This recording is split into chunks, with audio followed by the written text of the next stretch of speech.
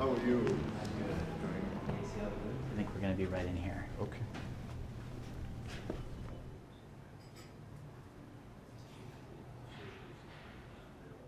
Mr. Khan, thank you so much for joining us today and for joining us last night at our 2016 Bill of Rights dinner.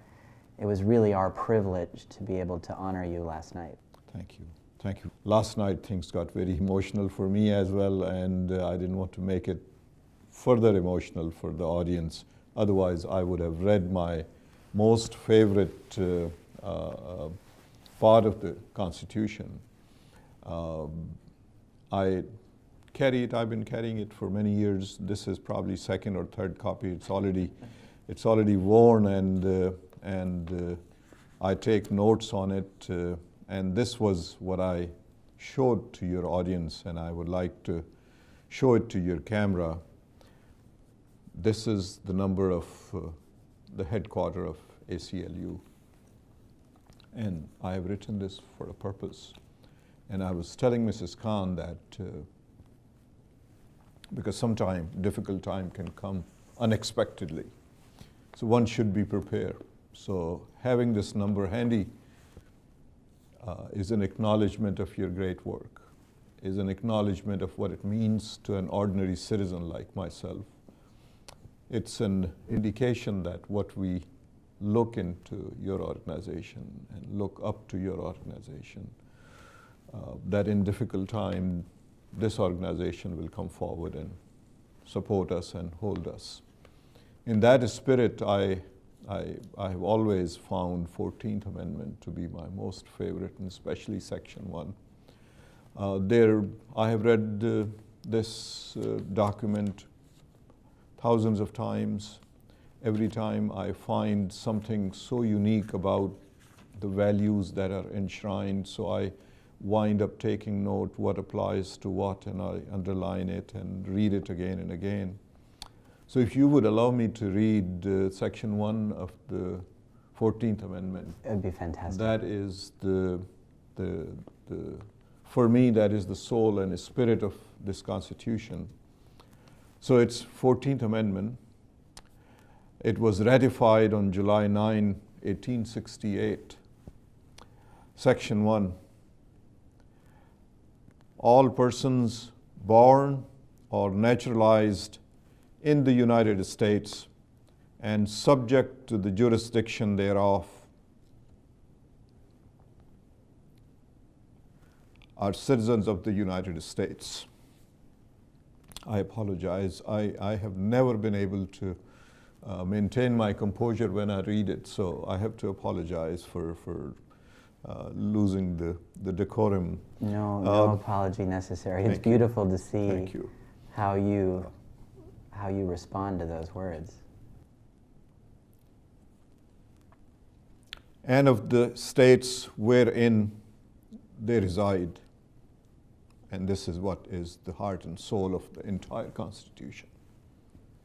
No state shall make or enforce any law which shall abridge the privileges and immunities of citizen of the United States, nor shall any state deprive any person of life, liberty, or property without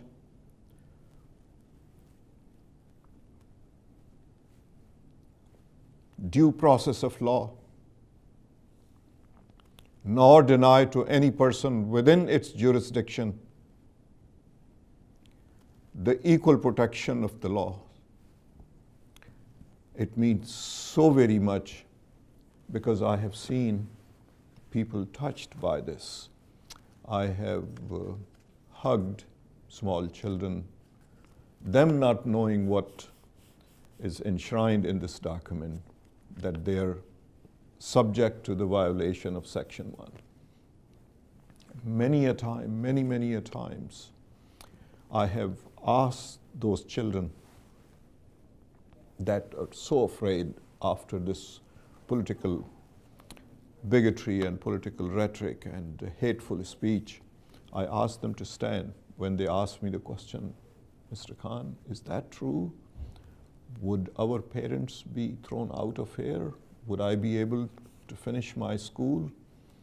When I go to school, I worry that when I return, my parents may not be home.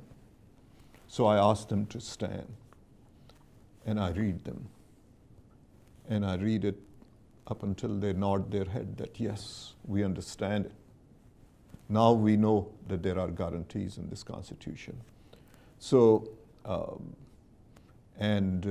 seldom I have shared this, that for my own strength, for my own seeking those privileges and those immunities and due process and equal protection of law, I look to ACLU. That is why this number is written. I explained to my children, I explained to some folks that are near and dear to me that this telephone number so very much means to me, gives me strength that there are good people and there are good organizations like ACLU that stands to protect people like us, protect immigrants, protect those who have been subject of loss of due process, loss of equal protection. So thank you. I can't tell you how humbling it is to hear that from you, because you really were an inspiration this summer. I mean, you spoke for millions of people when you stood up and said what so many of us were thinking. You know, we're going to face difficult times, and people are going to wonder if we can get through it or not. But your example is what a lot of people are going to lean on. You know, in the 50s, one person stood up to Senator McCarthy and said, "Have you no sense of decency?" And that was critical. And he spoke for millions of people. And you did the same thing when you asked the then candidate, have you even read the Constitution? It's really an honor to meet somebody who believes in those words, heart and soul. Thank you. So when the invitation came to come to the convention, because there was a tribute that was prepared to Captain Khizr Khan, our son, we readily accepted. We were advised by our children, by our other well-wishers, that this will bring a tremendous amount of political rebuke, political opposition by the other side, so be careful or be prepared. So Ghazala and I spoke with one another and we said, no, this is the time to stand up. Our son had passed away in 2004. So we had mourned him and his loss, and he was with us only 27 years. But his spirit was that regardless of the price, regardless of your comfort, you must stand for something. You must help those who need your help. He lived under those principles and died under those circumstances, taking care of others and helping others. So we said, no, this will be a right time to at least speak of those. That's what brought us to this stage. I have such a schedule. I've been to about 22 communities and gatherings and community and organizations gatherings, spoke about the values that are enshrined in Constitution. So sometime, and I have many more to go throughout the spring of next year. This is generosity and the goodness of people that continue to invite and continue to listen to the same story again and again and again. I feel very tired sometimes. I just don't feel that I have strength to finish one place and then go to the second, go to the third within 1 week. But then I think of some of the children that have spoken to me, that have stood next to me, that I hugged me, and I think of them, and that gives me strength. As we have seen, post-election things are unfolding. There is indication, and I have spoken to some folks, experts like yourself, legal experts, political experts, they all indicate that there are tremendous amount of challenges that lie ahead. And I am grateful, and I will continue to pray and continue to support and continue to speak of the great work that you do, because there is so much work that lies ahead that hopefully yours and your staff and ACLU's shoulders will be strong enough to carry that burden. I only speak the real work you and your staff and throughout the country ACLU's staff does. I have seen the people that have benefited from that work, that were without hope.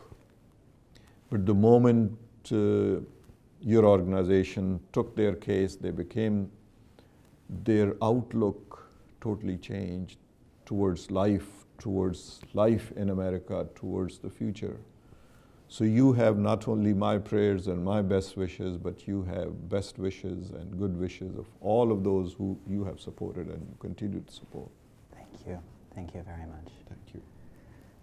You mentioned last night one boy in particular who had been bullied, and how his life changed from what you were able to, the strength you were able to give him. Would you share that story? I'll be glad to. It is that sometimes we don't realize the impact of our work in individuals. So I was fortunate to see it, and I don't mean to be, when I narrate these incidents, the purpose is not that I'm being immodest, not at all. That is not the purpose. It is to share in a spirit that sometimes such gestures do mean something, do strengthen human beings, so that next time when there comes a time for us to do something very simple, simply saying that, "Don't I stand with this person." Those two sentences for some person may mean so very much. Whatever. So anyway, I can go on with so many examples and so many observations and people sharing the experiences. This incident took place. I was in Washington, D.C., walking from one meeting to another meeting. And on the street, a lady touches my arm and says, "Mr. Khan." And I looked towards her. I said, "Yes." And she said, "Mr. Khan, thank you very much. I watched your speech and it was very inspiring. Thank you." I said, "Thank you very much." And I wanted to proceed, but she said, "I have to tell you something." So I paused. And she said, I have a 10-year-old son, and he watches your speech every day after coming back from school. And he has done that for about 2 months. And I was very tired of him watching every day. Whenever I would come, he would be in his room and he would be watching that speech. So I thought maybe he's fascinated. A week went by. Several other days I saw him watching that speech. So finally I asked him, "Why is it so? Why you watch this so many times?"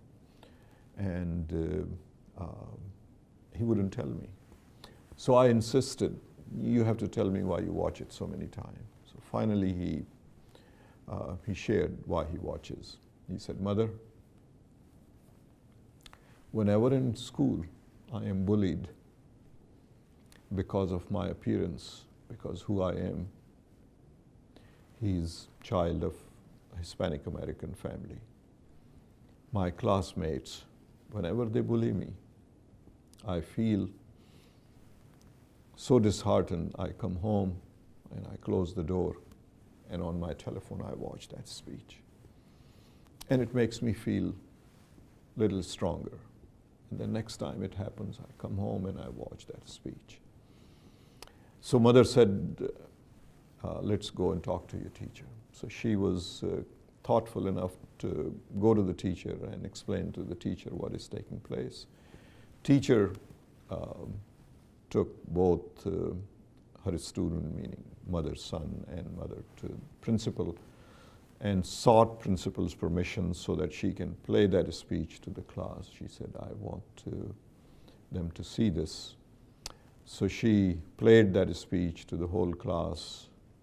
Before playing, she explained to them what had been going on without pointing anybody or without saying who it was that was doing this. And so everybody watched it, and a few days later, mother asked son that, how is it going?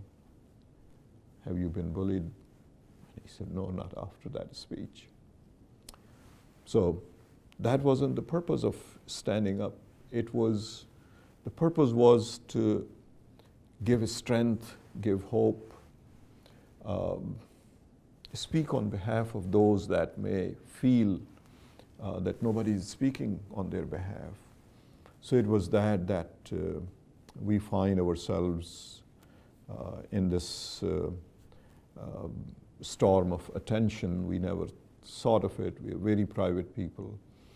But we remain standing, remain speaking every day. Whoever invites, any television channel, any radio station, any community, any organization, we appear there, we go there, and we share our story, our experience, with this hope that it will make some difference, if not a whole lot of difference, some difference. And it does, because we see the result of it. At our home, there are 2 tables full of mail and cards that have come in. Stack of Bible with pages turned and highlighted. Please read this in your difficult time. You will find that it will lighten your burden. We have, from our Jewish brothers and sisters, several mezuzah ornament that they say, we know that how such things can affect. Here, this is gift from us. Place it on your door and you will be protected. What I mean to say by these examples is that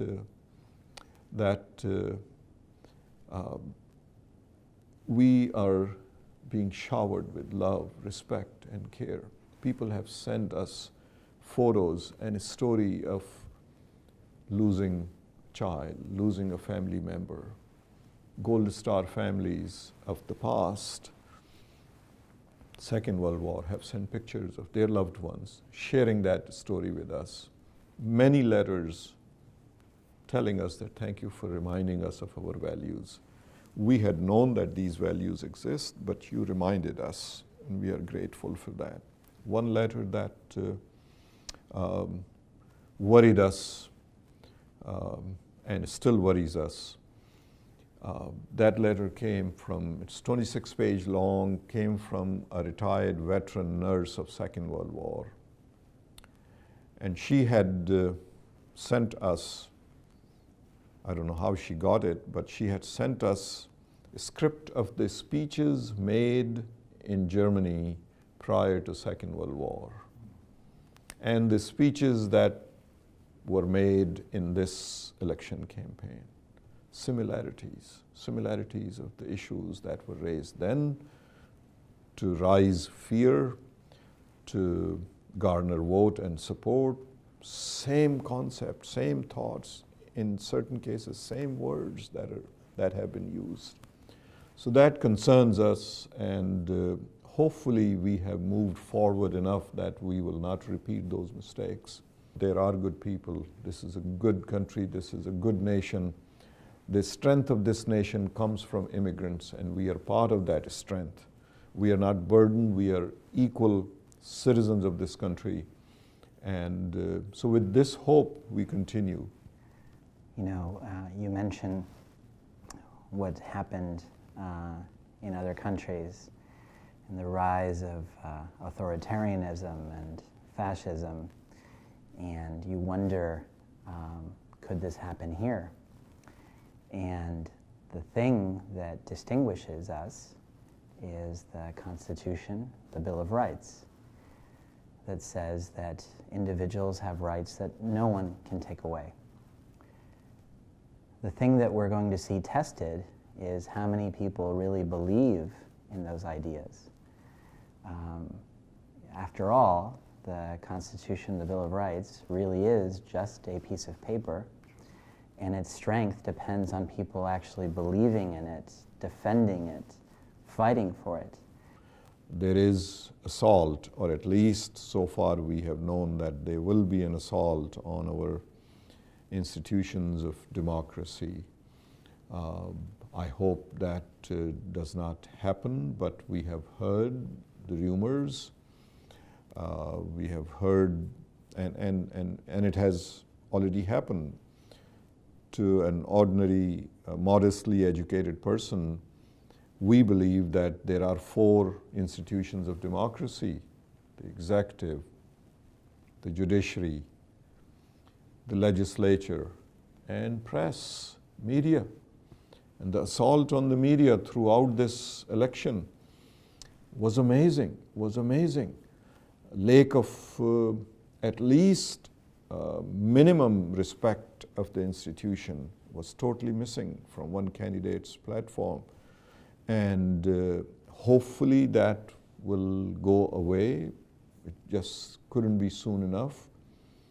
But then how the judges of the Supreme Court will be appointed, how other judges will be appointed. So the fear is that some of these values that are enshrined in our Constitution will be tested yet one more time. And so there is a whole lot of work that lies ahead. Absolutely, absolutely. We are gearing up for a fight.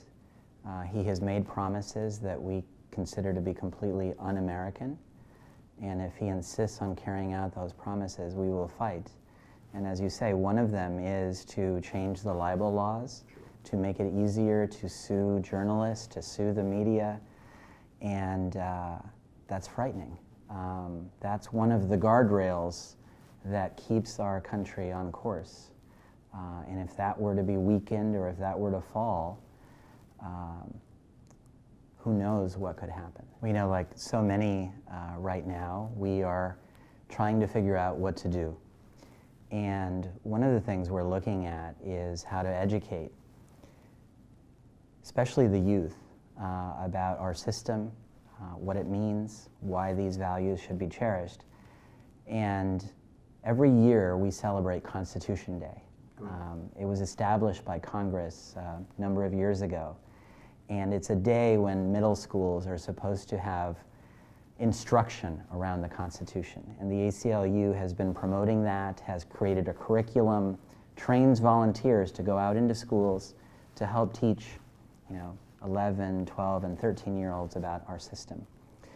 And maybe thinking about your example this summer, thinking about the challenges that we're going to face ahead, maybe that's something we should do every month of the year, not just once a year.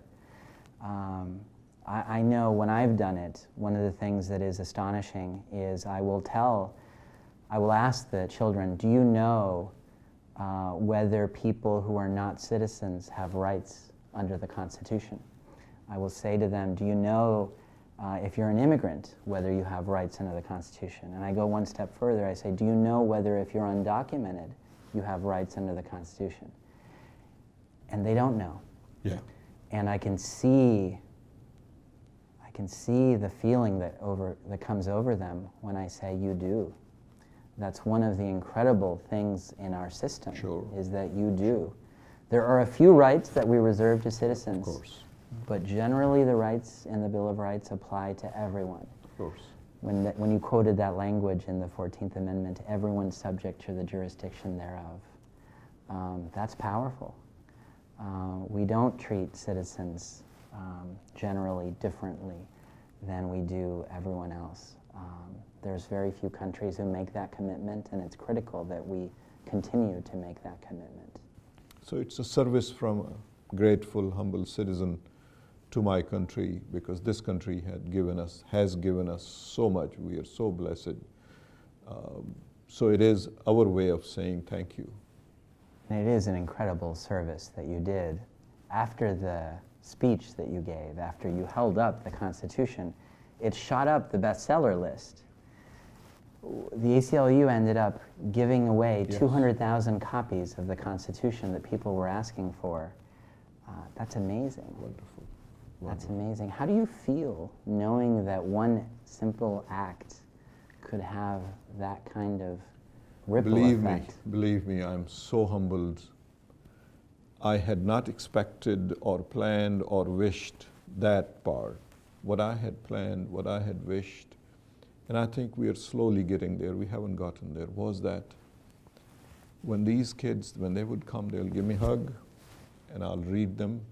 They will give me a hug, and I'll read them that particular 3 lines, of try to explain to them, and they would nod their head, but I know that they have not comprehended the impact of those words on our lives.